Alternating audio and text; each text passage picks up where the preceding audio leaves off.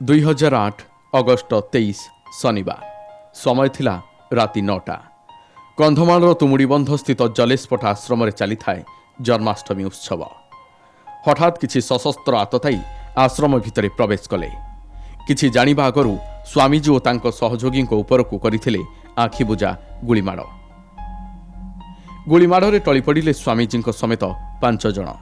ମୃତକମାନେ ହେଲେ ସ୍ୱାମୀ ଲକ୍ଷ୍ମଣାନନ୍ଦ ସରସ୍ୱତୀ, କିଶୋର ବାବା, ଅମୃତାନନ୍ଦ ବାବା, ମାତା ଭକ୍ତିମୟୀ ଓ ଆଶ୍ରମକୁ ଆସିଥିବା ଜଣେ ଛାତ୍ରୀଙ୍କ ଅଭିଭାବକ ପୁରଞ୍ଜନ ଗାନ୍ଧୀ। ସ୍ୱାମୀଜୀଙ୍କ ହତ୍ୟା ଖବର ସାରା ଜିଲ୍ଲାରେ ନିଆଁ ଭଳି ବ୍ୟାପି ଯାଇଥିଲା। ଆଉ ସ୍ୱାମୀଜୀଙ୍କୁ ଶେଷ ଦର୍ଶନ କରିବାକୁ ଜମା ହୋଇଥିଲେ ହଜାର ହଜାର ଲୋକ। ଏହାପରେ ଲକ୍ଷ୍ମଣାନନ୍ଦଙ୍କ ଶବଯାତ୍ରା କରାଯାଇଥିଲା। ଏହି ଯାତ୍ରା ପରେ କନ୍ଧମାଳ ଜିଲ୍ଲାରେ ଭୟଙ୍କର ଦଙ୍ଗା ଦେଖାଦେଲା। ସଂଖ୍ୟାଲଘୁ ସମ୍ପ୍ରଦାୟ ଉପରେ ହୋଇଥିଲା ଆକ୍ରମଣ।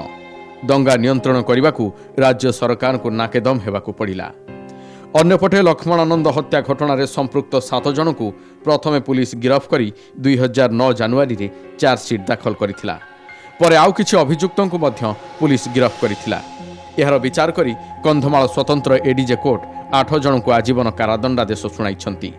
ଅନ୍ୟପଟେ ଲକ୍ଷ୍ମଣାନନ୍ଦ ହତ୍ୟା ପରେ ଜିଲ୍ଲାରେ ହୋଇଥିବା ଦଙ୍ଗାରେ 37 ଜଣଙ୍କ ମୃତ୍ୟୁ ହୋଇଥିବା ବେଳେ ଅନେକ ଆହତ ହୋଇଥିଲେ। ଶତାଧିକ ପରିବାରର ଘର ଜାଳି ଦିଆଯାଇଥିଲା। ଏହି ମାମଲାର ବିଚାର ପାଇଁ ସରକାର କମିଶନ ଗଠନ କରିଛନ୍ତି। ମାମଲାର ବିଚାର କରିବା ସହ କମିଶନ ସାକ୍ଷ୍ୟ ଗ୍ରହଣ ଜାରି ରଖିଛନ୍ତି।